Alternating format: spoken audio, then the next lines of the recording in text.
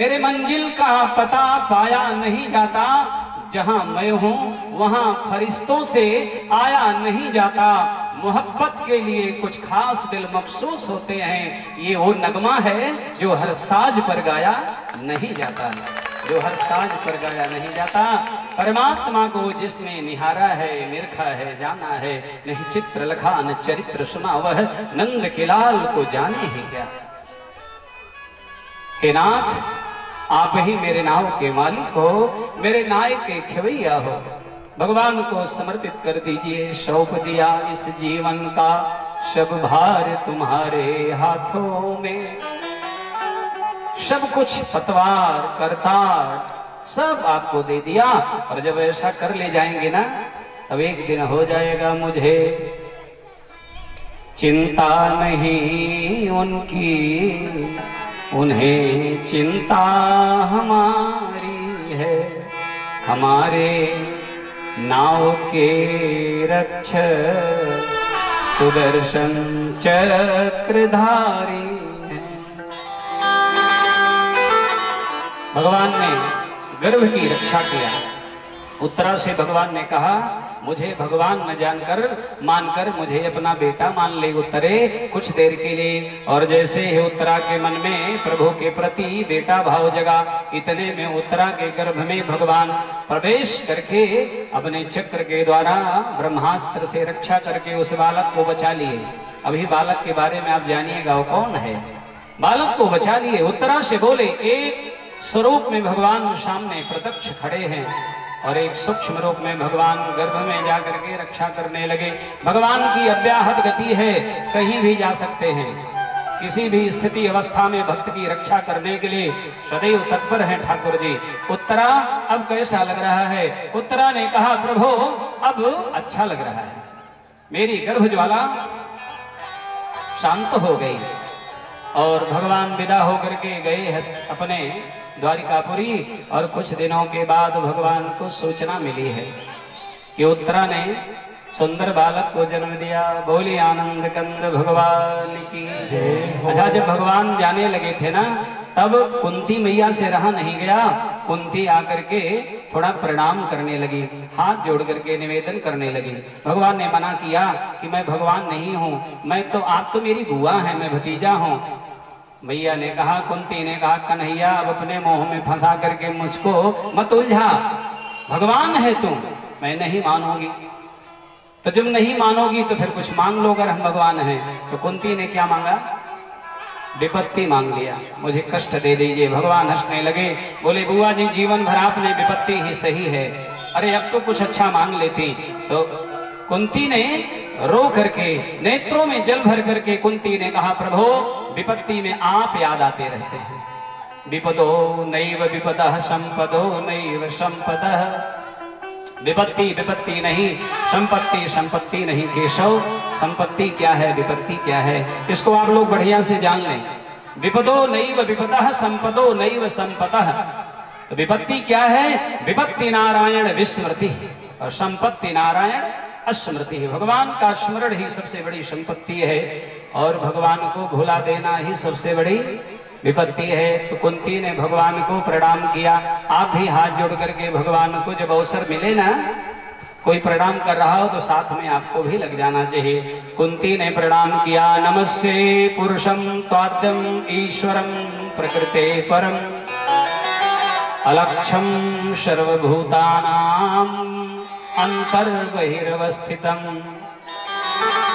कुंती ने कहा, प्रभु आप जीवों के बाहर भीतर एक रस स्थित हैं, फिर भी हे जगन्नियंता, इंद्रियों और वृत्तियों से आप देखे नहीं जाते हैं, क्योंकि आप प्रकृति से परे हैं।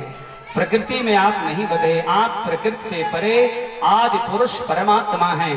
आपको नमस्कार करती हूँ मैं। आपको क्या कोई प्रणाम कर पाएगा, जान पाएगा? जब तक लोग जान नहीं पाते, लेकिन अपने शक्ति के अनुसार पक्षी आकाश में तो उड़ता ही है। आकाश तक कोई पक्षी जा पाया? एक पक्षी था गीध, भाई दो थे, दोनों एक बार सूर्य तक जाने का प्रयास किए, लेकिन संपाति बड़ा था, बलवान था, वो लौटा नहीं और जटायु वापस आ गया। संपाति अभिमान में मैं अभिमानी रवि रावा, और सूरज के तेज ने पंख को भस्मसात कर दिया, छटपटा करके समुद्र के किनारे गिरा। और जब हनुमान जी सीता का पता लगाने जा रहे थे तो वही संपाति मिला, मैं देखो तुम नाही ईधे दृष्टि पार, बूढ़ भय उन्नत करते हूं कछुक सहाय तुम्हार। लेकिन मैं देख रहा हूं कि सीता लंका के अशोक वाटिका में है।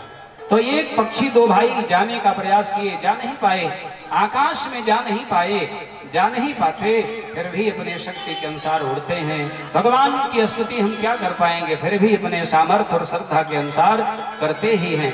तो क्यों हाथ नहीं जोड़े आप लोग, फिर से जोड़िए और भगवान से फिर प्रार्थना करिए। एक ही नहीं, काम तो करना चाहिए, पुरुषार्थ करना चाहिए, पुरुषार्थ पूर्वक घर से चलना चाहिए और कथा में बैठ करके जब अवसर मिले तो प्रार्थना करना चाहिए और भगवान की कृपा मेरे ऊपर होगी इसे विश्वास के साथ प्रतीक्षा करना चाहिए। 3 काम, पुरुषार्थ करिए, प्रार्थना करिए और प्रतीक्षा करिए। बोलिए राधे राधे। प्रणाम कर लीजिए। कैसे? कृष्णाय वासुदेवाय देवकी नंदनाय च नंद गोप कुमाराय गोविंदाय नमो नमः। नमः पंकजनाभाय नमः पंकजनाभाय नमः पंकजमालिने नमः पंकजनेत्राय नमस्ते पंकजांघ्रये। हे प्रभु, जिनकी नाभि से ब्रह्मा का जन्म स्थान कमल प्रकट हुआ, ध्यान से सुन रहे हैं ना, जिनके नाभि से, किनके? भगवान नारायण, जिनके नाभि से ब्रह्मा का जन्म स्थान कमल प्रकट हुआ है, जो सुंदर कमलों की माला धारण करते हैं और जिनके नेत्र कमल के समान विशाल हैं और कोमल हैं, जिनके चरणों में कमल का चिन्ह है, ऐसे श्री कृष्ण को मेरा बारंबार प्रणाम है। बोलिए कृष्णचंद्र भगवान की जय। भगवान नारायण की, लक्ष्मीपति की, भगवान कृष्ण की, राम की तुलना कमल से की गई है, कमल से। लेकिन ब्रह्मा की तुलना एक बार भी कमल से नहीं की गई। क्यों? बहुत लोग शायद जानते हो क्यों? क्योंकि कमल की तुलना ब्रह्मा से क्यों की जाएगी? कमल को ब्रह्मा ने बनाया ही नहीं है, बल्कि कमल ने ही ब्रह्मा को बनाया है, भगवान विष्णु के नाभि से। अभी आप कथा आगे सुनेंगे। कमल में ब्रह्मा, कमल का पुष्प भगवान को बड़ा प्यारा है। भगवान श्री राम कमलार्चन कर रहे थे, कमल के पुष्प से भगवती शक्ति की पूजा कर रहे थे।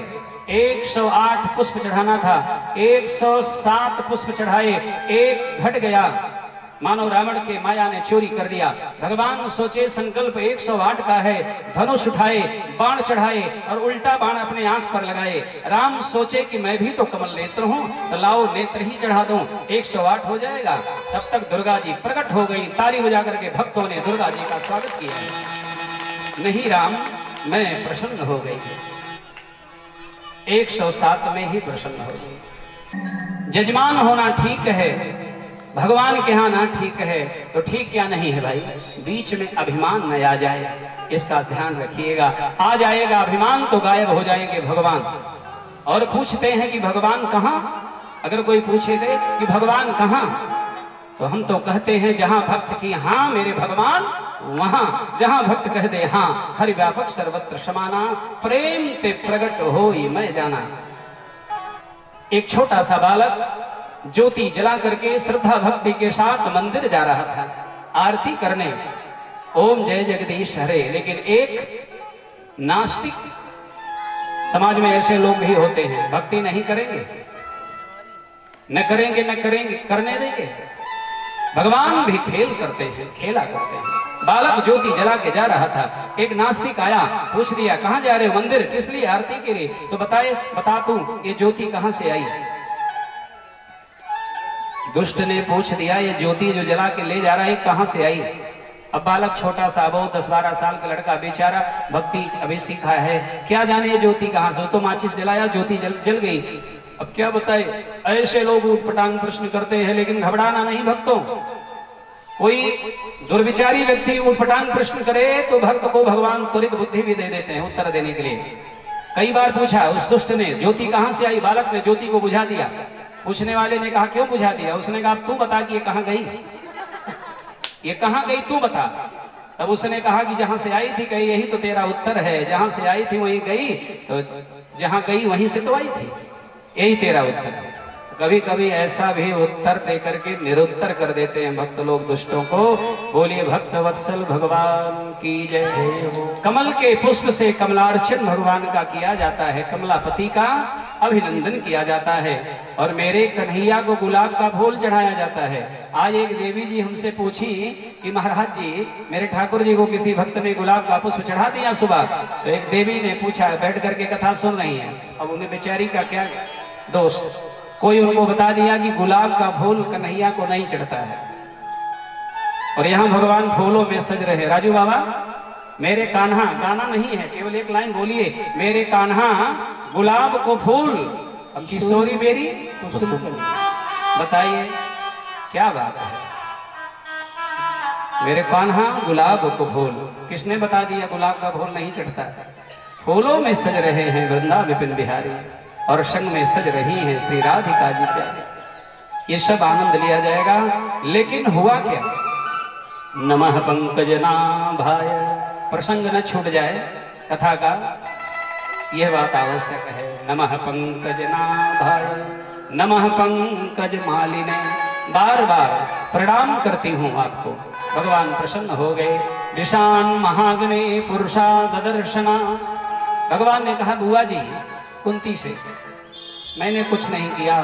तब माता कुंती गिराने लगी, विशाम महाग्ने पुरुषा ददर्शना, दशत सभाया वनवास पृक्षत, मृधे मृधेनेक महारथास्त्रतो, द्रौड़स्ततश्चाश्म हरे विरक्षिता।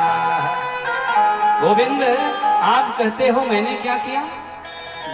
तो मैं गिना रही हूं, विष से, लाक्षागृह से, आप लोग भी गिन लीजिए कितने संकटों से गोविंद ने पांडवों को उबारा है। कुंती ने कहा लाला वृष से, विष से, विष पिलाने का। लड्डू में भीम को दुर्योधन ने विष दे दिया था, भगवान ने बचा लिया। विष से, लाक्षागृह के भयानक अग्नि से, हिडम्बादि राक्षसों की दृष्टि से, दुष्टों के दूत सभा से, हे गोविंद वनवास के विपत्तियों से, और अनेक बार युद्धों में अनेक महारथियों के शस्त्रास्त्रों से, और अभी अभी इस अश्वत्थामा के ब्रह्मास्त्र से मेरे पौत्र प्रपौत्र को आपने बचा लिया। आप कहते हैं कि मैंने क्या किया? गरल सुधारिपो करही मिताई। कब? इस चौपाई का अर्थ बड़ा प्यारा, गरल सुधा हो जाएगा, विष अमृत हो जाएगा, रिपु शत्रु जो मित्र हो जाए, मिताई करेंगे। गरल सुधा रिपु करही मिताई, गोपद सिंधु अनल शीतलाई। गोपद सिंधु, सिंधु माने समुद्र जो है, गाय के खुर के बराबर गड्ढे के समान हो जाएगा, विशाल समुद्र, आप लांघ जाएंगे। कब? जब ठाकुर जी चाहेंगे। और अनल शीतलाई, भयंकर ज्वाला अग्नि की शांत हो जाएगी, शीतल हो जाएगी। कब? जब भगवान चाहेंगे।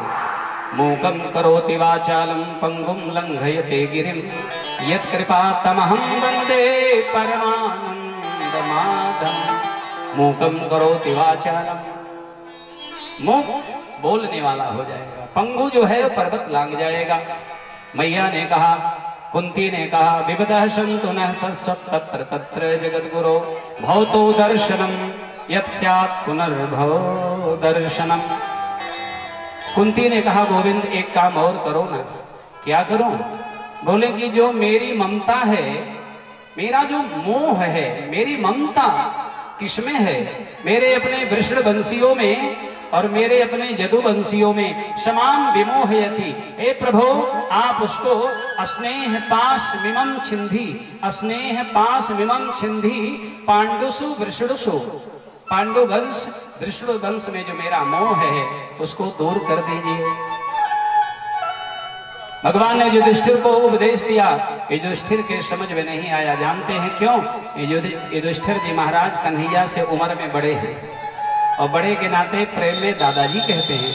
ब्रजादि प्रदेशों में दादा बोलते हैं बड़े भाई को। समझ में नहीं आया क्योंकि बड़े हैं। भगवान को लगा कि राजा हूं, इनको समझाना मेरा धर्म है और मैं इनके सामने लड़का हूं तो किसी बूढ़े बुजुर्ग के पास ले चलना होगा। कन्हैया सबको लेकर के चले गए। कहां? भीष्म पितामह सरसैया पर पड़े हैं। अर्जुन ने जाकर के प्रणाम किया। पितामह के पावन चरणों में गांडीवधारी अर्जुन का प्रणाम है। पितामह के शरीर तो बाणों से विधे हैं, पूरे शरीर में इतने बाण लगे हैं, हाथ जोड़ नहीं सकते, शरीर हिला नहीं सकते, कई दिनों से सरसैया पर पड़े हैं। लेकिन आशीर्वाद दिए और बोले, क्यों अर्जुन, तेरा सारथी नहीं आया है क्या साथ में?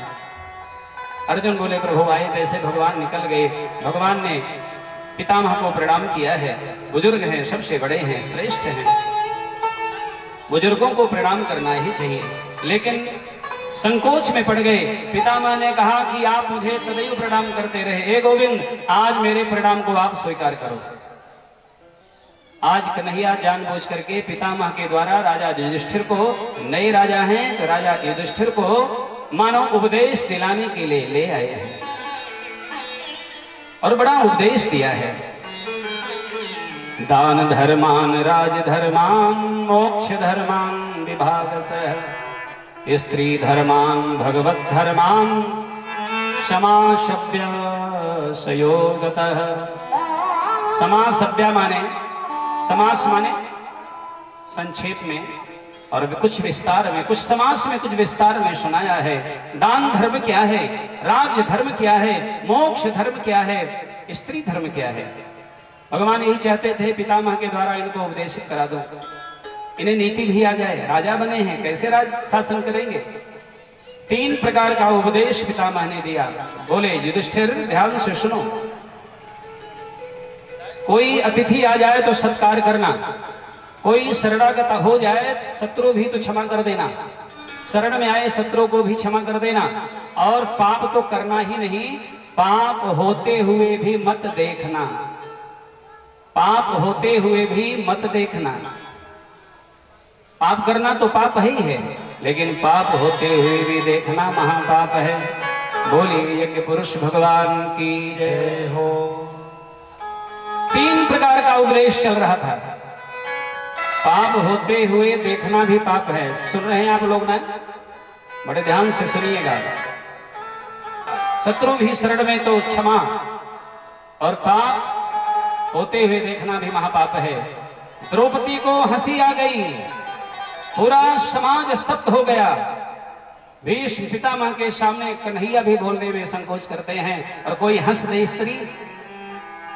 पितामह ने कहा, क्यों द्रौपदी, क्या हुआ, क्यों हंस पड़ी? द्रौपदी घबरा गई, बोली, बाबा क्षमा करिए, ऐसे भी हंसी आ गई। पितामह ने कहा, ना, कुलवती स्त्रियां अनावश्यक हंसा नहीं करती, मुझे मालूम है, कारण बताओ। हिम्मत करके द्रौपदी ने बोला। माताओं ध्यान से सुनना। द्रौपदी ने कहा, बाबा अभी अभी आपने उपदेश किया है कि पाप होते हुए देखना पाप है, आपने ये पाप क्यों किया? आपके सामने दुर्योधन के इशारे पर दुशासन ने मेरे शरीर से साड़ी को खींच रहा था, निर्वस्त्र करने का दुस्साहस कर रहा था। सभा में सबसे आगे आप बैठे थे, सर्वश्रेष्ठ आप थे, सबसे बलवान आप थे। एक बार उंगली उठा देते तो हिम्मत नहीं थी दुशासन की मुझे निर्वस्त्र करने का दुस्साहस करता। आप बोले तक नहीं और आज आप उपदेश कर रहे हैं कि पाप होते हुए देखना भी महापाप है। तो मैं जानना चाहती हूँ बाबा, ये पाप आपने क्यों किया? याद रखना प्रेमियों, वो महात्मा भीष्म शिष्यों से रोने लगा, हिचकी भर के रोने लगे और बोले, द्रौपदी मुझे क्षमा कर दो, मुझे सब मालूम था, मुझे नीति भी मालूम है, मुझे शास्त्र का ज्ञान भी है, लेकिन दुष्ट दुर्योधन के दूषित अन्न को मैं ग्रहण कर लिया था, मेरा मन मेरी बुद्धि बिगड़ गई थी। इस नाते प्रेमियों, श्रोता बंधुओं, इस कथा से सीख लेकर जाइएगा, हर जगह भोजन नहीं करना चाहिए, हर किसी का अन्न नहीं खा लेना चाहिए। यहाँ किसी जाति संप्रदाय की बात नहीं है। भगवान राम तो जाकर के जहां जहां शिवरी के यहाँ, केवट के यहाँ खाए, गले लगाए, सबका सम्मान सबके यहाँ खाइए, सब भक्त हैं, लेकिन अन्न कैसा है? जाति का कोई ब्राह्मण हो, मांस मदिरा का सेवन कर रहा हो तो वहां भोजन नहीं करना चाहिए। भीलनी जाति की सेवरी भगवान को रोज मनाती है, जूठी वैर भगवान खा लिए, आप भी खा लीजिए, लेकिन अन्न दूषित है, कमाई पाप की है तो मत छूइएगा। और एक दृष्टांत मुझे याद आया है, मुझे लग रहा है बड़ा मन लगा के आप लोग सुन रहे हैं। एक व्यक्ति मर गया, पाप करते करते पापी की मृत्यु हो गई, नदी में लाश बह करके उसका शरीर, मृतक शरीर बह के जा रहा था। एक सियार गन्ने के खेत से निकला, बड़ा भूखा तड़पता हुआ गया, खाने लगा, हाथ को पकड़ा खाने के लिए, आकाशवाणी हुई, भो श्रृंगाला सावधान क्षणम ब्रह्मम वचनम शरणुताम, रुक जा क्षण भर के लिए, मेरे वचन को सुन, मत खा, वो पापी है, अगर उसके हाथ को खा लेगा तो तेरा मन बिगड़ जाएगा। सियार आकाश की तरफ देखा, आकाशवाणी हुई, मत खा। क्यों न खाया जाए? आकाशवाणी ने बोलना शुरू किया, हस्तौ दान विवर्जितौ श्रुतपुटौ सारस्वतद्रोहिणौ। हाथ मत खा। क्यों? इस पापी ने अपने हाथ से कभी भी किसी कथा में, किसी यज्ञ में, किसी गरीब के बेटी के शादी में इसने 1 रुपया दान नहीं किया। सियार हाथ छोड़ दिया, गया कान के पास, आकाशवाणी ने कहा, श्रुतपुटौ सारस्वतद्रोहिणौ, इसके कान बड़े अपराधी रहे हैं। क्या किया प्रभु? इसने कभी भी कथा नहीं सुना भगवान का, कभी भी इसके कान में भगवान का नाम नहीं गया, कान छोड़ दिया। नेत्र के पास गया, नेत्रे साध विलोक नैन रहते, आंख को मत खा, आंख ने कभी भी भगवान का दर्शन नहीं किया। सभी लोग मन लगा करके सुनिएगा जरा सावधानी पूर्वक। आंख के पास से सियार हट गया, भूख बढ़ती जा रही है, ऊपर देखता बार बार, अब कहां रोका जाऊंगा। और इसके बाद जब आगे गया, हस्तौ दान विवर्जितौ श्रुतपुटौ सारस्वतद्रोहिणौ नेत्रे साध विलोक नैन रहितौ, पैर के पास गया, आकाशवाणी ने कहा, मत खा। क्यों? पादौ न तीर्थं गतः, इसके पैर कभी तीर्थाटन नहीं किए, इसके दोनों पैर कभी तीर्थ में नहीं गए, पैर भी मत खा। तो जब पेट, पानी शरीर में चला गया था, 2 दिन का वो डेड बॉडी, मृतक शरीर, पेट फूल गया, और जब पेट के पास गया तब अन्याय अर्जित वित्त पूर्ण उदरम, अन्याय से अर्जित किया हुआ धन इसके उदर में है, पेट में इसी नाते फूला, मत खा। सर के पास गया, गर्वेण तुंगम सिरह, सिर ऊंचा करके समाज में ऊंट की भांति चलता रहा, कभी किसी संत ब्राह्मण, किसी भक्त के चरण शरण में मंदिर पर झुका नहीं, मत खा। सियार बेचारा भूखा रहा लेकिन छोड़ दिया। हस्तौ दान विवर्जितौ, पूरा सुनिए, हस्तौ दान विवर्जितौ श्रुतपुटौ सारस्वतद्रोहिणौ नेत्रे साध विलोक नैन रहिते पादौ न तीर्थं गतः अन्यायार्जित वित्त पूर्ण उदरम गर्वेण तुंगम सिरहरे रे जम्बुक मंच मंच सहसा नीचम सुनिंदम वपु। बड़ा नीच है, बड़ा निंदित है, मत खा। श्री भीष्म पितामह रोने लगे और द्रौपदी से क्षमा याचना मांगे। द्रौपदी लज्जित हो गई, बाबा मुझसे आपको मैंने कष्ट मेरे द्वारा हुआ, क्षमा करिएगा। और की बार भगवान कन्हैया से भीष्म पितामह वार्ता करने लगे, बोले मेरे और कृष्ण के बीच में बात हो रही है, कोई बीच में बोलेगा नहीं, ध्यान देकर के भक्तों सुनना। भीष्म पितामह ने क्या कहा? सदैव देवो भगवान प्रतीक्षता। भक्त की गरिमा जरा महिमा देखिए, भक्त कह रहा कि आप मेरी प्रतीक्षा करिए। क्या भक्ति में बल होता है प्यारे? भगत के हृदय में, सूत्र याद करिए, भगत के हृदय में भगवान निवास करने लगे, ये भक्ति की साधारण स्थिति है। लेकिन भक्त अगर भगवान के हृदय में निवास करने लगे, भगवान को भक्त सदैव याद आने लगे, ये भक्ति की पराकाष्ठा है। हमें चिंता नहीं उनकी, उन्हें चिंता हमारी है। आपकी चिंता भगवान करने लगे। भीष्म पितामह ने कहा, भगवान सदैव देवो प्रतीक्षिताम कलेवरम यावत इदम नहीं नौमि। हे देवताओं के देवता, हे प्रभु, जब तक मैं नहीं नौमी, यावत इदम कलेवरम नहीं नौमी तावत प्रतीक्षिताम भगवान, जब तक मैं मर न जाऊं तब तक आप खड़े रहिए। भगवान सोचे कि न जाने बाबा कब शरीर छोड़ेंगे, इच्छा मृत्यु का वरदान है बाबा को, लेकिन फिर भी नहीं मरे, जब चाहते मर जाते। लगता है भगवान का दर्शन करने के लिए खड़े थे। भीष्म पितामह ने कहा, मेरे कई जन्मों के, मेरे कई जन्मों के चरित्र मुझे स्मरण है, मैंने कभी पाप नहीं किया, फिर भी इतनी पीड़ा। 2000 बिच्छू एक साथ किसी शरीर में डंक मार दे, जितनी वेदना होती है उतनी वेदना उस समय बाबा को हो रही थी, फिर भी सह रहे थे, जबकि इच्छा मृत्यु के वरदानी थे, जब चाहे तब मर जाएं। लेकिन कुछ लोग कहते हैं उत्तरायण की प्रतीक्षा कर रहे थे। 6 माह सूर्य दक्षिणायन, 6 माह सूर्य उत्तरायण। उत्तरायण में प्राणापयान होता है तो स्वर्ग जाता है, दक्षिणायन में कोई मरता है तो स्वर्ग की प्राप्ति नहीं होती, ऐसी मान्यता शास्त्र की। लेकिन जब भगवान सामने खड़े हों, चाहे दक्षिणायन हो चाहे उत्तरायण, उसे भगवान का धाम तो मिलेगा ही मिलेगा। ये महिमा है। भगवान सोचे न जाने ये बाबा जी कब प्राण छोड़ेंगे। थोड़े से मुंह लटका लिए, वेश पितामह बोलने लगे, प्रसन्न हासारुणलोचनो लसन। मुंह लटका करके मत खड़े रहिए, हंसिए तब मैं मरूंगा। प्रसन्न हासारुणलोचनो लसन मुखाम्बुजो ध्यान पतश्चतुर्भुज। प्रभु आप हंसते रहिए और मैं स्तुति करने जा रहा हूं। सभी लोग हाथ जोड़ करके स्तुति कर लीजिए। बाबा पितामह ने स्तुति किया, इति मति रूप कल्पिता वितृष्णा भगवती शात्वात्म पुंगवे विभूमि स्वसुखमुपगते क्वचित् विहर्तुं प्रकृतिमुपेयसे यदा प्रवाह। पितामह ने हाथ तो जोड़ नहीं पाए, तो आप लोग हाथ जोड़ लीजिए।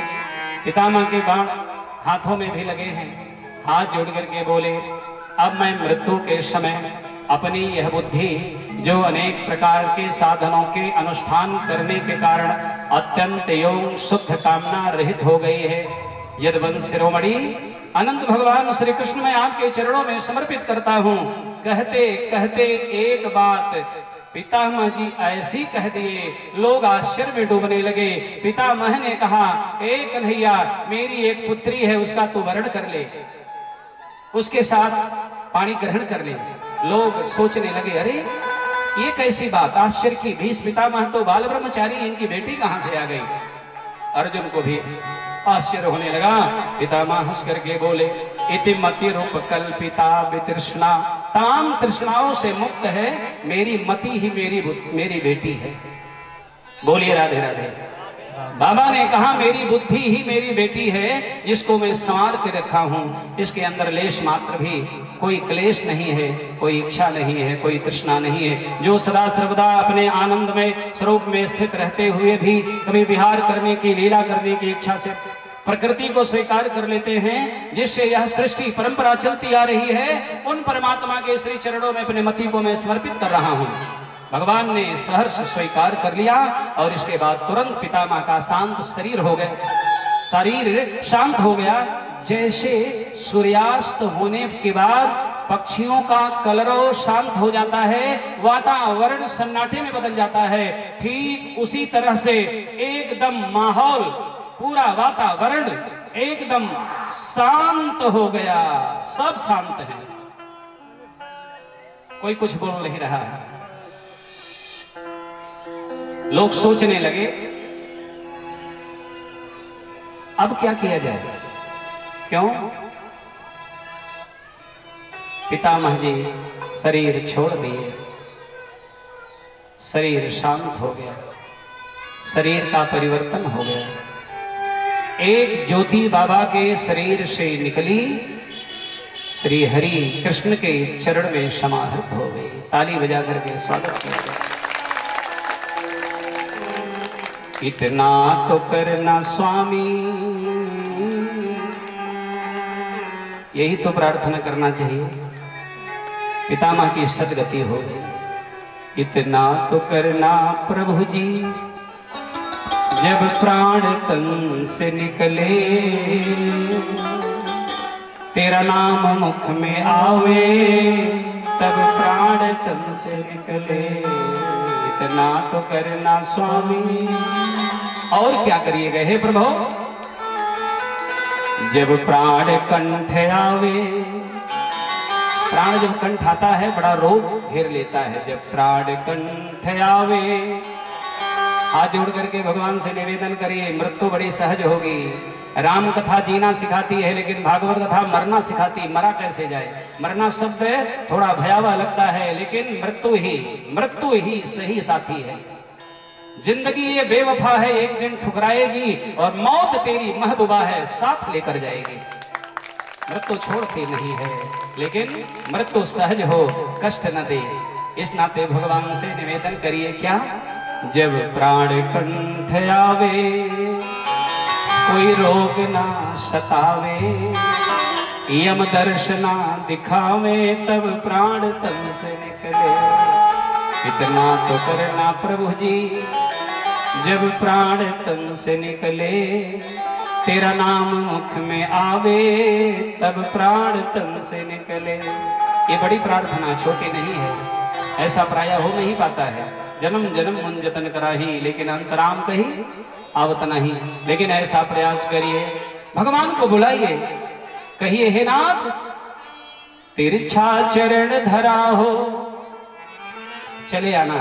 तिरछा चरण धरा हो, मेरे मन का बन हरा हो।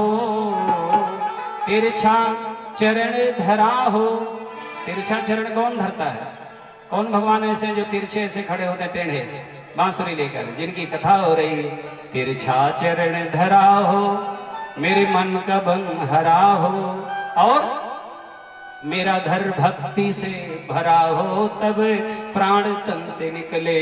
उस वक्त जल्दी आना, राधा को संग में लाना, ना देर तू लगाना, जब प्राण तन से निकले। श्री गंगा जी का तट हो या जमुना का बंसी पट हो, मेरा सामला निकट हो, तब प्राण तन से निकले। मेरे मुख में गंगा जल हो, मेरे मुख में गंगा जल हो, और तुलसी जी का दल हो, और राम नाम बल हो, तब प्राण तन से निकले। इतना तो करना स्वामी, जब प्राण तन से निकले, तेरा नाम मुख में आवे, तब प्राण तन से निकले। बोलिए आनंद कंद भगवान की जय। ध्यान घनश्याम का दीवाना बना देता है। ध्यान सुन रहे कहीं ध्यान से आप लोग? ध्यान घनश्याम का दीवाना बना देता है, बागे दुनिया को भी वीराना बना देता है। बिहार मेरे सांवले का, अरे अबे कहाँ ताली बजा रहे हो? 4 लाइन का बाहो। ध्यान घनश्याम का दीवाना बना देता है, बागे दुनिया को भी वीराना बना देता है।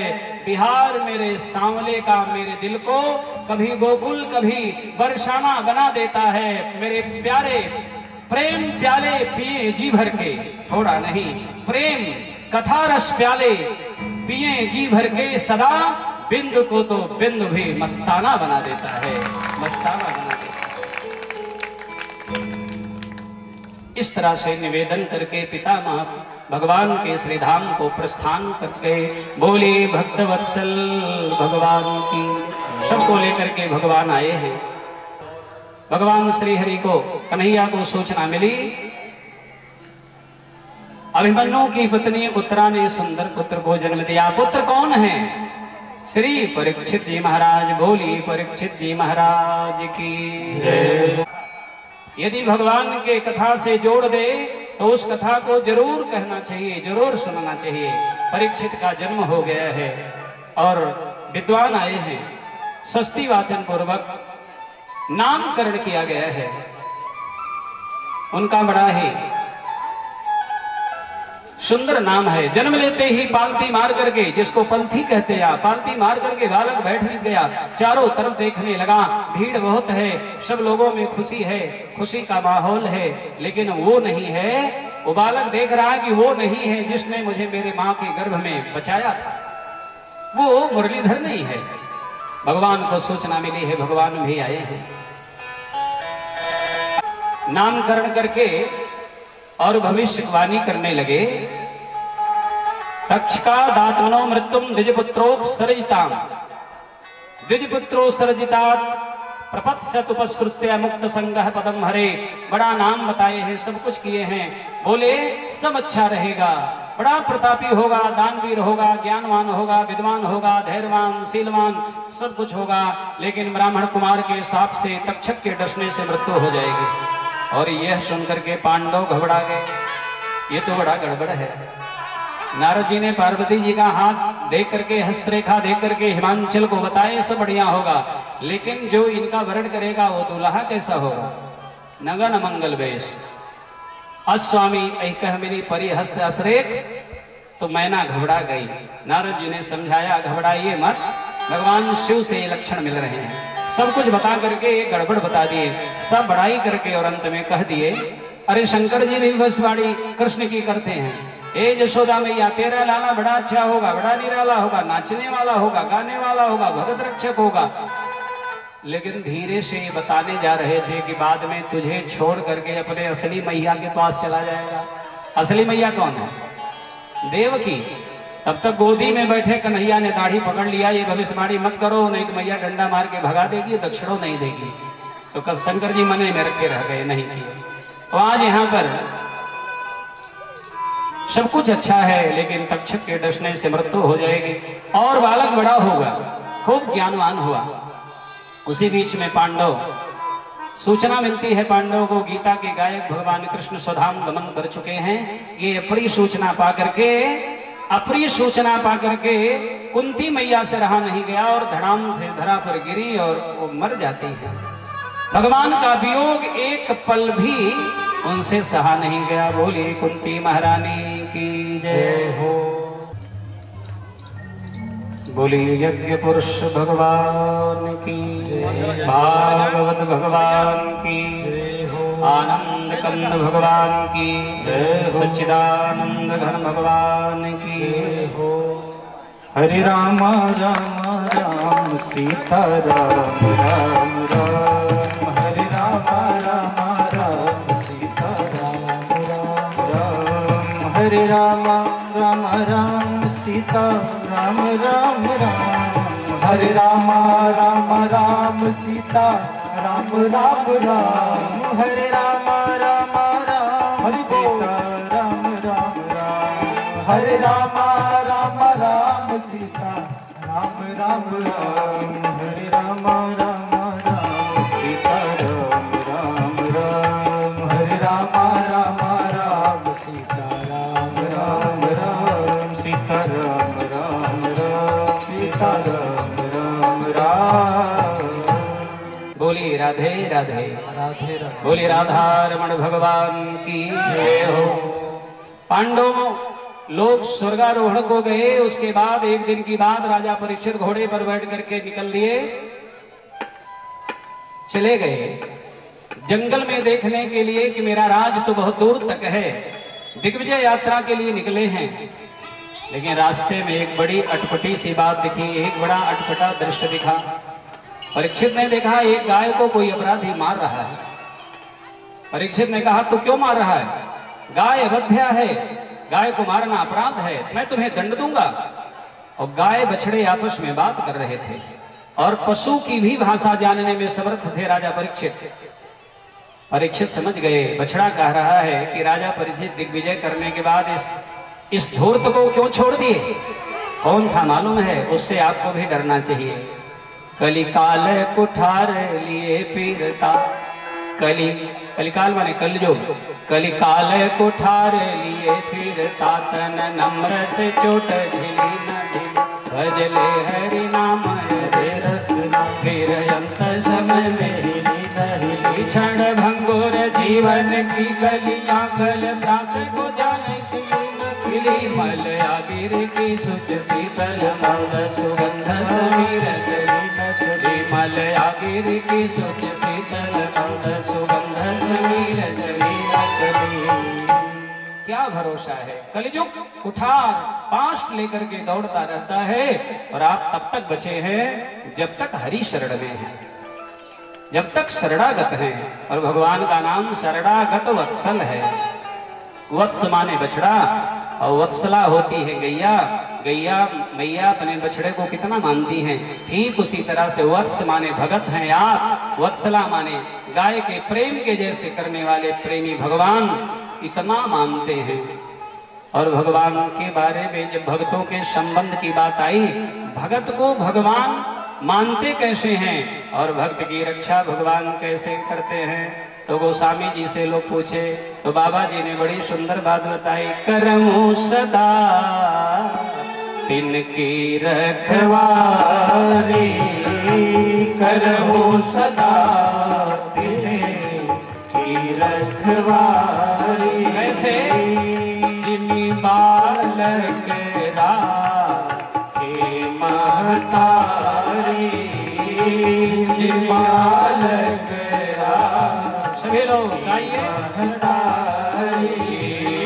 करमु सदा तिनकी रखवारी, करमु सदा तिनकी रखवारी, करमु सदा तिनकी रखवारी, करमु सदा भगवान अपने भक्ति रखवारी, कैसे जिन बालक राखे महतारी, जिन बालक राखे महतारी।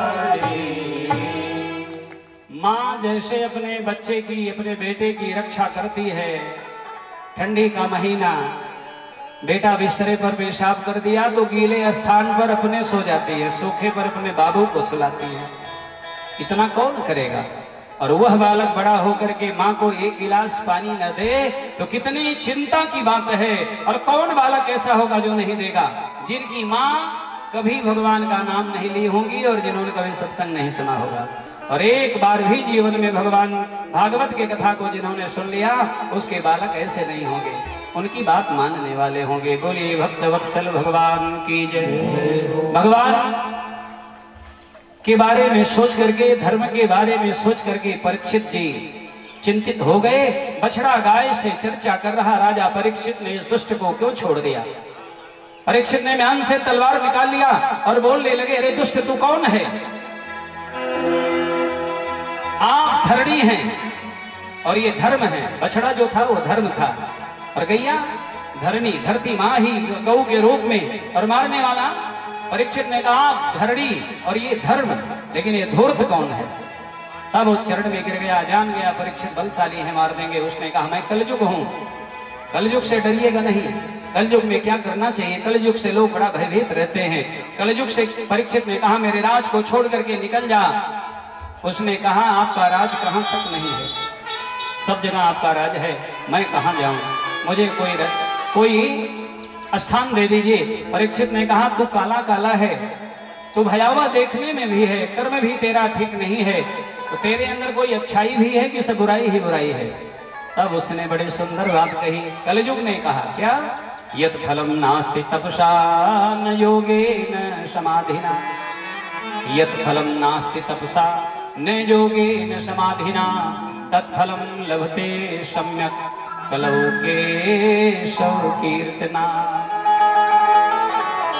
कलयुग केवल नाम आधारा, कलयुग केवल नाम आधारा, सुमिर सुमिर नर उठ रही पारा, सुमिर सुमिर नर उठ रही पारा।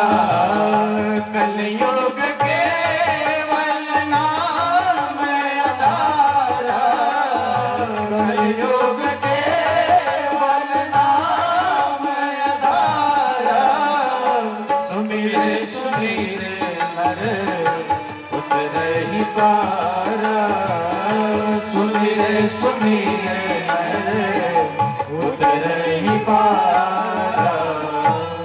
केवल नाम आधार, नाम नाम नाम नाम ही जपेंगे, राम राम ही जपेंगे, भवसागर पार हो जाएंगे। कलयुग में कहा यत फलम नास्ति तपसा न योगे न समाधिना, योग से तप से समाधि से जो फल नहीं मिलता था महाराज, मेरे कलयुग के समय में तत्फलम लभते सम्यक। कलौ केशव कीर्तनाथ, श्री कृष्ण का कीर्तन मात्र करने से ही वो फल मिल जाएगा। परीक्षित जी खुश हो गए। है तो दुष्ट लेकिन कुछ है इसके अंदर काम बढ़िया, तो प्रसन्न हो गए।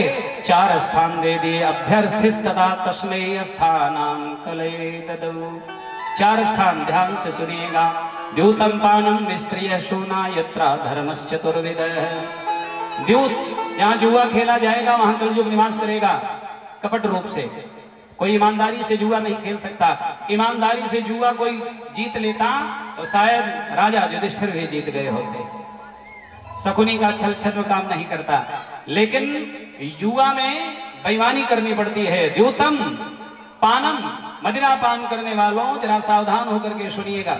हमें तो लगता है शायद ही कोई गांव ऐसा बचा हो, परिवार भले बचे हों, गांव तो नहीं बचा होगा जिस गांव में दारू पीने वाले लोग ना हो। महुआ से लोग बताते हैं दारू बनती है, और जब महुआ आता है अपने पेड़ में तो पत्तवे को झाड़ देता है। बोलिए राधे राधे। और उससे बनी दारू जो पिएंगे जिंदगी को झाड़ देंगे। बोलिए राधे राधे। शराब जीवन को खराब कर देता है। उपदेश में इस पर ज्यादा नहीं करूंगा, क्योंकि एक बार से मैं बहुत डरा हूं। एक बार गोंडा जिला में मैं कथा कह रहा था और मैं कह रहा था भैया दारू शराब नहीं पीना चाहिए। एक सज्जन खड़े हुए, कहे महाराज जी 3 दिन से आप बोल रहे हैं, मुझे बड़ा अच्छा लगा और मैं जो है बड़ा परिवर्तन कर दिया। हमने कहा क्या हुआ? हम तो खुश हो गए कि छोड़ दिया होगा। उसने कहा बाबा क्षमा करिएगा, छोड़ नहीं पाया, परिवर्तन कर दिया ढंग से, अब थोड़ा विचार से पीता हूँ। कैसे पीते हो? कहा अब तक तो सादे ही पीते थे, लेकिन अब तुलसी दल डाल के पीते। हे भगवान, आप जाए और औरों घालें, बाड़ा गए और 4 हाथ, ये तो आप ही की कहावत है ना। तो भैया ऐसा सुधार न कोई करे, हाथ जोड़ के निवेदन है। तब से बड़ा भय लगता है।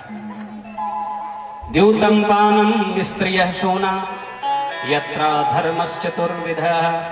जुआ में कलयुग निवास करता है, मदिरापान में मद रूप से मदांध कर देता है। मत पीजिएगा। स्त्रियः, लंपट पुरुष जो है, परस्त्रीगामी जो है, उनके अंदर कुत्सित रूप से कलयुग निवास करता है। सोना माने हिंसा, जो हिंसा करते हैं, किसी को मारते हैं, उनके अंदर निर्दयता रूप से कलयुग निवास करता है। 4 स्थान दिए, कलयुग उदास हो गया। जैसी शकल देखे वैसे कमरा दे दिए रहने के लिए। ये तो उत्तम पान, सब तो गड़बड़ गड़बड़। अरे कोई बढ़िया दीजिए, मेरा भी परिवार होगा, मेरे भी मित्र होंगे, मेरे यहाँ भी अतिथि आएंगे। तो न जाने क्या जान करके, एक गुण जान करके रीझ गए थे तो एक स्थान बढ़िया दे दिए। परीक्षित के मुख से निकल गया सोना में भी तुराना, स्वर्ण में। सोना माने स्वर्ण। सोना 2 होता है, एक सोना जो पहना जाता है, एक सोना जो आंख मूंद के भोजन के बाद सीताराम सोया जाता है। जो अमीर लोग हैं सोने से चैन बनवाते हैं। चैन जानते हैं ना, सीकड़। अमीर लोग सोने से चैन बनवाते हैं। बढ़िया से सुनिएगा। अमीर लोग सोने से चैन बनवाते हैं, गरीब लोग चैन से सोते हैं। सो जाते हैं फुटपाथ पर अखबार बिछाकर, सो जाते हैं फुटपाथ पर अखबार बिछाकर। मजदूर कभी नींद की गोली नहीं खाते, मजदूर कभी नींद की गोली नहीं खाते।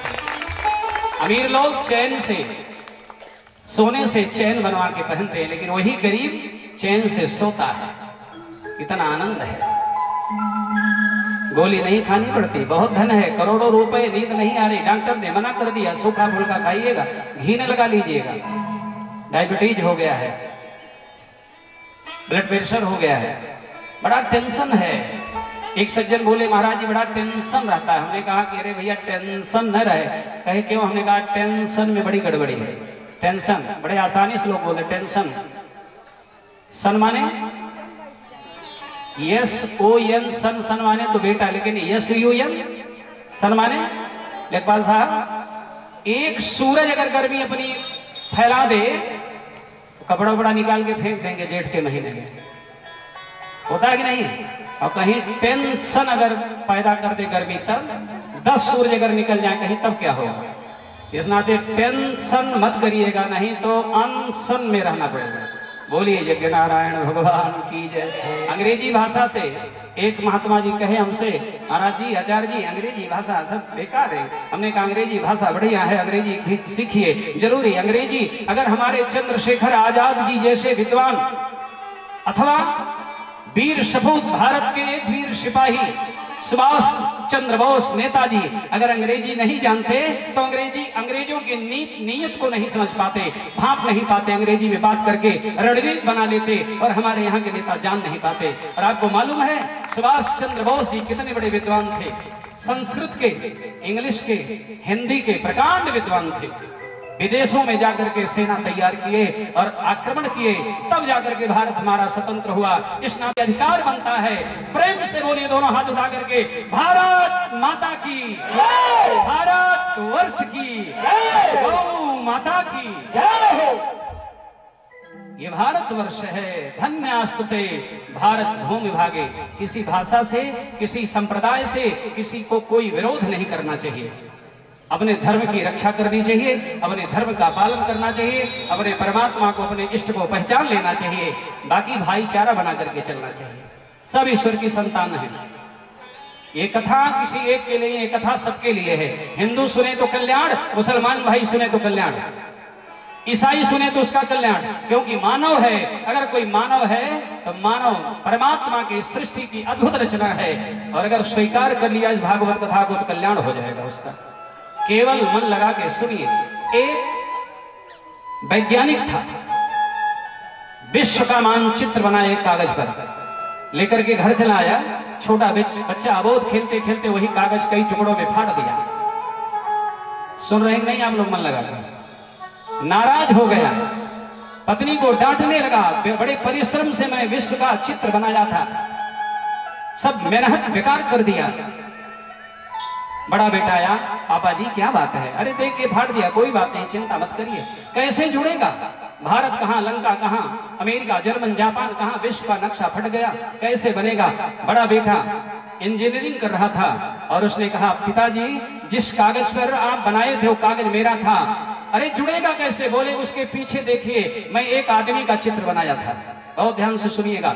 उस बेटे, बुद्धिमान बेटे ने कहा, मैं आदमी का, सब लोग वार्ता मत करे कोई, मैं मनुष्य का फोटो बनाया था, चित्र, आकार। जुड़ेगा कैसे? जिधर से नक्शा बनाए थे उधर से तो नहीं जुड़ेगा। कहां भारत है और कहां अमेरिका है, कहां गंगा है, कहां कावेरी है, लेकिन उधर से जोड़िए, पीछे से मनुष्य की आकृति बनी थी, जहां सर है, जहां कान है, जहां हाथ है, हाथ से हाथ, उंगली से उंगली जोड़ दीजिए और तुरंत इधर देखिएगा तो नक्शा बन करके तैयार हो जाएगा। मानव ही जोड़ सकता है, इसका मतलब कि मानव ही जोड़ सकता है। इसी नाते भगवान को लगा होगा अब निराकार से निराकार बनने की जरूरत है। भगवान परमात्मा से मनुष्य बन के लीला किए हैं, राम किए हैं, कृष्ण किए हैं, मानव ही जोड़ सकता है, किसी और के बस की बात नहीं है। बोलिए सच्चिदानंद भगवान की जय। चौथा स्थान सोने में दिया गया, और कलयुग तो कलयुग है, दुरात्मा था। क्या किया? राजा परीक्षित के सर पे जो मुकुट था प्यारे, वो मुकुट भी सोने का था। बोलिए राधे राधे। भगवान कन्हैया के प्राण प्रिया का नाम राधा है। क्या नाम है? राधा।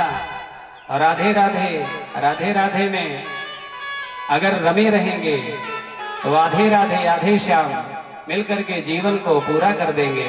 घनश्याम। बोलिए आनंद कंद भगवान की जय।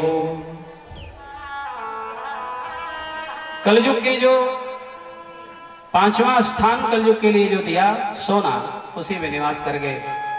आप लोग भी सोना पहनिए, स्वर्णकार सोनार के यहाँ से बनवा के पहनिए, लेकिन डायरेक्ट ला के पहन मत लीजिएगा। लाइएगा, स्नान गंगा जल में कराइएगा, अथवा जल में 2 बूंद गंगा जल मिला के, सरजू जल मिला के उसको नहवाइए और उसमें थोड़ा धूप दीप दिखा करके तब सीकड़ पहनिए, अंगूठी पहनिएगा, तब उस सोने में कलयुग नहीं घुसेगा। नहीं तो कलयुग घुसेगा, कहीं अंगूठी खो जाएगी तो बहुत कष्ट होगा, नुकसान हो जाएगा। सोने का खोना और सोने का पाना दोनों ठीक नहीं है। लेकिन बाद में बताएंगे, महात्मा ऐसे धर्मात्मा राजा परीक्षित के सोने के मुकुट में कलयुग क्यों प्रवेश किया? क्योंकि कल वह मुकुट उनका नहीं था, वो तो दुष्ट राजा जरासंध के भवन से लाया गया था। ये कथा में आगे आपको सुनने को मिलेगा। कलयुग प्रवेश कर गया, बुद्धि बिगड़ गई प्यारे। और जब बुद्धि बिगड़ गई तो प्यास लगी राजा को, घोड़े पर बैठे जंगल में गए। एक महात्मा जी भगवान की समाधि में बैठे थे। महात्मा असली थे, समाधि असली थी। समीक नाम के महात्मा, उन्हीं का नाम विभांडक भी है। और वो ध्यान में भगवान के लीन थे। इधर राजा को प्यास लगी, घोड़े पर बैठे बैठे राजा ने कहा, ए महात्मा, मैं तुम्हारा राजा। जो राजा आप कह करके बोलते थे, आज कलयुग बुद्धि बिगाड़ दिया। कहने लगे, मैं तुम्हारा राजा परीक्षित, प्यास लगी है, पानी पिलाओ कमंडल में से। लेकिन असली समाधि में लीन थे, जगे नहीं। इनको क्रोध आ गया, कलयुग है तो कुछ भी आएगा। घोड़े से उतरे, धनुष स्कंद से निकाल करके कंधे से धनुष कोटी से मरा सांप उठाए, धनुष के अग्रभाग से महात्मा के गले में डाल दिए। और ये दृश्य एक महात्मा का लड़का देख रहा था। वो जाकर के कौशिकी नदी में महात्मा समीक का बेटा स्नान कर रहा था, नाम था श्रृंगी। श्रृंगी से जाकर के कहा, तू यहाँ स्नान कर रहा, तेरे बाप के गले में मरा सांप कोई डाल दिया। और बिना विचार किए समीक नंदन श्रृंगी ने श्राप दे दिया। श्राप से बचना चाहिए, लेकिन घबराइएगा नहीं। कभी कभी कोई श्राप आशीर्वादात्मक हो जाता है। यह भी श्राप जो लगने जा रहा है, यह भी आशीर्वादात्मक ही बनेगा। बाद में परीक्षित को कथा सुनने को मिलेगी। श्राप के परिणाम स्वरूप श्राप दे दिया। इत लंघित मर्यादम तक्षकः सप्तमे हनि। बड़ा भयंकर श्राप लग गया। इत लंघित मर्यादम, जिसने मर्यादा का उल्लंघन करके मेरे पिता के गले में मरा सर्प डाला, तक्षका सप्तमे हरि, 7वें दिन तक्षक डस लेगा, अकाल मृत्यु हो जाएगी। भयंकर श्राप लग गया। हे भगवान, दौड़ करके जब वह महात्मा के पुत्र श्रृंगी आए तो जोर जोर से पिता को दे करके रोने लगा। उनकी समाधि खुल गई। क्या हुआ? बोले, आपके गले में मरा सर्प जिसने डाला, मैंने उसको श्राप दे दिया। अब महात्मा ने आंख बंद करके ध्यान लगा करके देखा तो पता चला, हे भगवान, ये तो मेरे राजा ने ऐसा कर दिया। और कलयुग के वशीभूत होकर के तो बड़ा गड़बड़ हुआ। अब क्या करें? गौरमुख नाम के शिष्य को बुला करके और भेज दिया हस्तिनापुर। चले जाओ, राजा परीक्षित को बता दो, मेरे पुत्र ने भूल में बिना जाने समझे श्राप दे दिया है। 7 दिन का अवसर है, 7 दिन का समय है। आज से 7वें दिन दसेगा ना। अरे मेरे प्यारे जनों, ध्यान से सुनिए, यहाँ तो एक क्षण का भरोसा नहीं है। क्षणार्धम न जानाति ईश्वर किंकरिष्यति। है भरोसा क्या? लेकिन परीक्षित एक राजा ऐसे हुए जिन्हें 7 दिन का पूरा समय मिला, उसके बीच में कोई बाल बांका नहीं कर सकता। और जब परीक्षित को सूचना मिली तो घबराए नहीं, मृत्यु सुन करके घबराए नहीं। बड़े पुत्र जनमेजय को राजगद्दी दे करके तुरंत मोह त्याग करके परिवार से, धन से चल दिए। और जब चल दिए तो जंगल में सरोवर के किनारे आए तो बड़े बड़े अमलात्मा महात्मा आ गए। अनशन व्रत लेकर के, भूख का, प्यास का, पानी का, भूख का, भोजन का परित्याग करके बैठ गए। बहुत लोग आए। अत्रि, वशिष्ठ, चमन, शरद्वान, अरिष्टेमी, अंगिरा जी आए हैं। पराशर, विश्वामित्र, जमदग्नि, भरद्वाज, पुलस्त, पुला, भृगु सब आए। लेकिन कोई निर्णय नहीं कर पाया कि क्या करना चाहिए ऐसे स्थिति में। और इतने में सुखदेव जी आ गए। ताली बजा करके सुखदेव भगवान का अभिनंदन किया जाए। बोलिए सुखदेव भगवान की जय हो। तत्रा भवत भगवान व्यासपुत्रो, भगवान व्यासपुत्रो, भगवान व्यासपुत्रो। इसका 2 अर्थ है, इसी नाते मैं 2-3 बार कहा। तत्रा भवत भगवान व्यासपुत्रो यदृक्षया कामट मानो पेक्ष। भगवान व्यास पुत्रो मतलब भगवान वेद व्यास के पुत्र सुखदेव जी आ गए। अथवा तत्रा भवत, वहां उपस्थित हो गए। कौन? भगवान व्यास पुत्रो, भगवान सुखदेव जी स्वयं आ गए। और सुखदेव जी साक्षात मानो भगवान नहीं है। कैसे हैं हो? अलक्ष्य लिंगो निज लाभ तुष्टो मृतस्य बालैः अवधूत वेशः। निजलाभ तुष्ट हैं। निजलाभ तुष्ट किसे कहते हैं? निजाभ्याम श्री राधा कृष्णाभ्याम तयोः दर्शन एव लाभः संतुष्ट है। इति निजलाभ तुष्ट है। राधा कृष्ण के दर्शन में मस्त रहते हैं। परीक्षित जी घबराए हैं और सुखदेव जी बताए हैं कि परीक्षित घबराओ मत, थोड़ा पास में चले आओ। सुखदेव जी ने कहा, हे परीक्षित। किसने कहा? लगा व्यास नंदन जी को, सुखदेव जी को कि राजा घबराया है। तब आश्वासन दिए, हे परीक्षित मेरे पास आओ, मेरे पास आ जाओ, क्यों घबराए हो? और इस भजन के माध्यम से आप भी कथा में मन को लगाइएगा। गुरुदेव भगवान कहने लगे, हे परीक्षित मेरे पास आओ, हरि कथा में तो मन को लगाओ। हे परीक्षित मेरे पास आओ, हरि कथा में तो मन को लगाओ। हे परीक्षित मेरे पास आओ, हरि कथा में तो मन को लगाओ। हे परीक्षित मेरे पास आओ, हरि कथा में तो मन को लगाओ। मधुर मधुर ताली बजाते हुए मस्ती में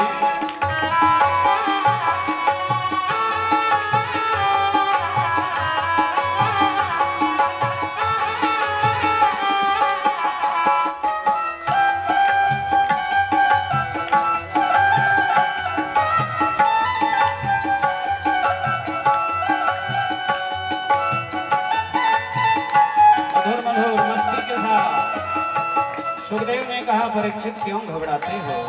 मृत्यु केवल तुम्हारी न होगी, मृत्यु केवल तुम्हारी न होगी, मृत्यु केवल तुम्हारी न होगी, मृत्यु केवल तुम्हारी न होगी। 7 दिन में ही दुनिया मरेगी, 7 दिन में ही दुनिया मरेगी।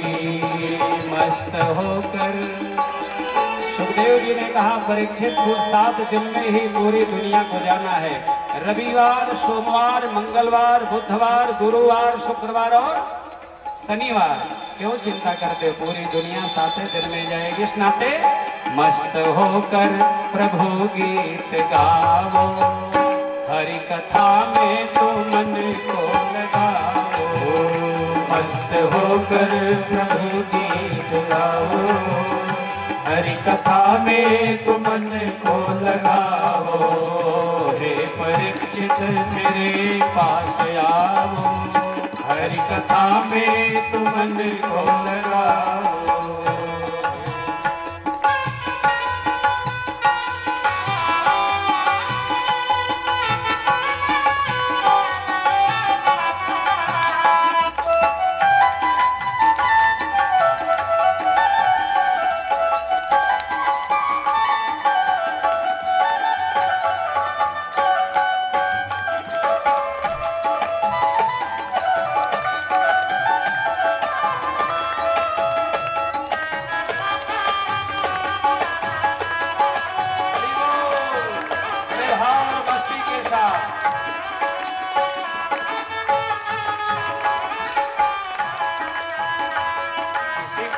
श्राप लग जाए तो आप ईमानदारी से बोलना ना, घबराएगा नहीं हो क्या? बिल्कुल घबराएगा। लेकिन परीक्षित की समस्त स्थितियों को सुखदेव जी जानते हैं। हे परीक्षित, क्यों मुंह लटका के बैठे हो? गर्भ में जिस प्रभु ने रक्षा की थी ना, वे ही प्रभु तुम्हें कथा सुनाने के लिए मुझे भेज दिए हैं। गर्भ में जिस प्रभु ने बचाया, गर्भ में जिस प्रभु ने बचाया, गर्भ में जिस हरि ने बचाया, गर्भ में जिस हरि ने बचाया। समझ लो बस उसी की है माया, समझ लो बस उसी की है माया। कथा सुन के जय हो, कथा सुन के हरि धाम जाओ, हरि कथा में तो मन को लगाओ। कथा सुन के हरि नाम जाओ, हरि कथा में तुम मन को लगाओ, हे परीक्षित मेरे पास आओ, हरि कथा में तुम मन को लगाओ, हे परीक्षित मेरे पास आओ, हरि कथा में तुम मन को लगाओ। मधुर मधुर ताली की सेवा करते हुए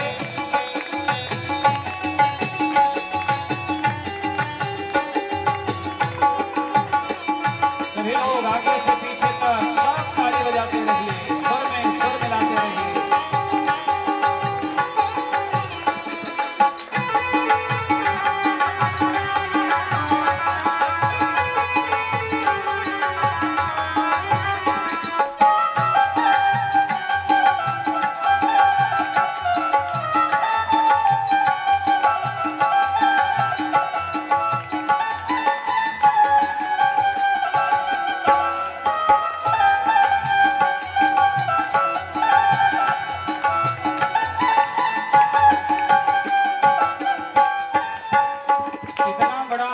आश्वासन के रूप में गुरुदेव ने दिया, परीक्षित चिंता मत करो, श्राप तो एक बहाना है, श्राप मुनिवर का केवल बहाना, श्राप मुनिवर का केवल बहाना, श्राप श्रृंगी का केवल बहाना, श्राप श्रृंगी का केवल बहाना, मिल गया हरि कथा का खजाना, मिल गया हरि कथा का खजाना।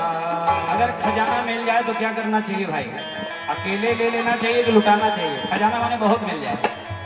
मिल गया हरि कथा का खजाना, मिल गया हरि कथा का खजाना, स्वयं लूटो, स्वयं लूटो और सबको लुटाओ, हरि कथा में तुम मन को लगाओ, स्वयं लूटो और सबको लुटाओ, हरि कथा में तुम मन को लगाओ, हे परीक्षित मेरे पास आओ, हरि कथा में तुम मन को लगाओ, हे परीक्षित मेरे पास आओ, हरि कथा में तुम मन को लगाओ, हरि कथा में तुम मन को लगाओ, हरि कथा में तुम मन को लगाओ। बोलिए भक्तवत्सल भगवान की जय हो।